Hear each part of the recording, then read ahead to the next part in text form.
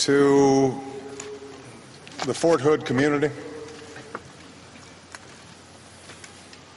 to Admiral Mullen, General Casey, General Cohn, Secretary McHugh, Secretary Gates, most importantly to family, friends, and members of our armed forces.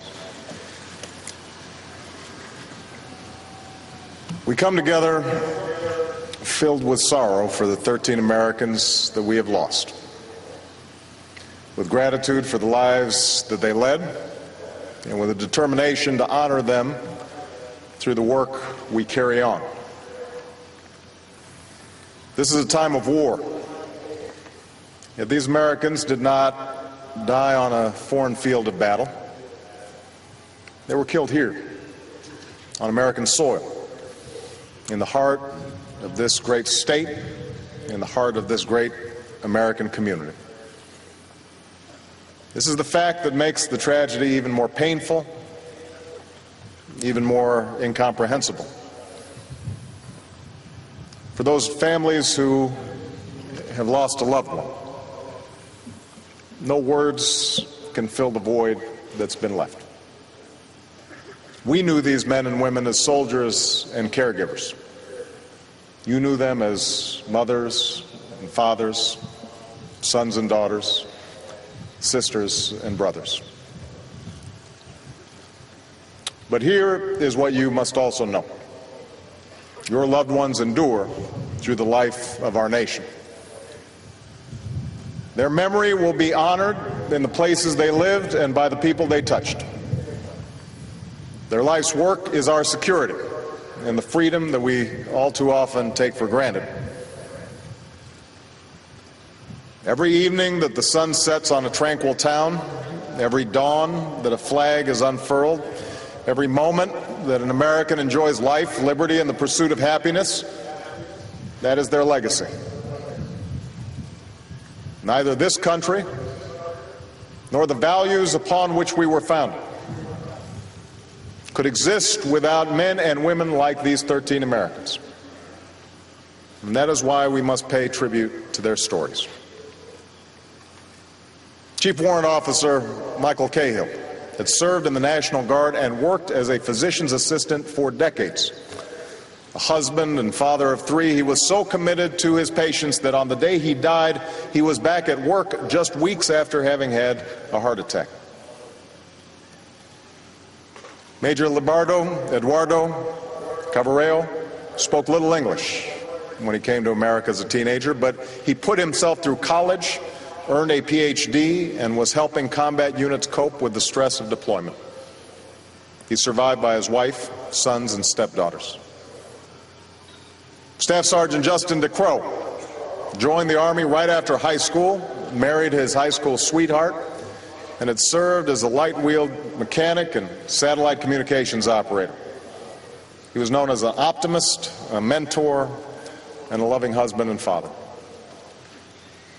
After retiring from the Army as a major, John Gaffney cared for society's most vulnerable during 2 decades as a psychiatric nurse. He spent 3 years trying to return to active duty in this time of war, and he was preparing to deploy to Iraq as a captain. He leaves behind a wife and son. Specialist Frederick Green was a Tennessean who wanted to join the Army for a long time and did so in 2008 with the support of his family. As a combat engineer, he was a natural leader, and he is survived by his wife and 2 daughters. Specialist Jason Hunt was also recently married, with 3 children to care for. He joined the Army after high school, did a tour in Iraq, and it was there that he re-enlisted for 6 more years on his 21st birthday so that he could continue to serve. Staff Sergeant Amy Kruger was an athlete in high school, joined the Army shortly after 9/11, and had since returned home to speak to students about her experience. When her mother told her she couldn't take on Osama bin Laden by herself, Amy replied, "Watch me." Private First Class Aaron DeMelka was an Eagle Scout who just recently signed up to do one of the most dangerous jobs in the service, defuse bombs, so that he could help save lives. He was proudly carrying on a tradition of military service that runs deep within his family. Private First Class Michael Pearson loved his family and loved his music, and his goal was to be a music teacher. He excelled at playing the guitar and could create songs on the spot and show others how to play. He joined the military a year ago and was preparing for his first deployment. Captain Russell Seegan worked as a nurse for the VA, helping veterans with post-traumatic stress. He had extraordinary respect for the military and signed up to serve so that he could help soldiers cope with the stress of combat and return to civilian life. He leaves behind a wife and son. Private Francesca Velez, daughter of a father from Colombia and a Puerto Rican mother, had recently served in Korea and in Iraq and was pursuing a career in the Army. When she was killed, she was pregnant with her first child and was excited about becoming a mother. Lieutenant Colonel Juanita Warmer was the daughter and granddaughter of Army veterans. She was a single mom who put herself through college and graduate school and served as a nurse practitioner while raising her two daughters. She also left behind a loving husband. Private First Class Cam Gong came to America from Thailand as a small child. He was a husband and father who followed his brother into the military because his family had a strong history of service. He was preparing for his first deployment to Afghanistan. These men and women came from all parts of the country. Some had long careers in the military. Some had signed up to serve in the shadow of 9/11. Some had known intense combat in Iraq and Afghanistan, and some cared for those who didn't. Their lives speak to the strength, the dignity, the decency of those who serve. And that's how they will be remembered. For that same spirit is embodied in the community here at Fort Hood and in the many wounded who are still recovering. As was already mentioned, in those terrible minutes during the attack, soldiers made makeshift tourniquets out of their clothes. They braved gunfire to reach the wounded and ferried them back to safety in the backs of cars and a pickup truck. One young soldier, Amber Barr, was so intent on helping others, she did not realize for some time that she herself had been shot in the back.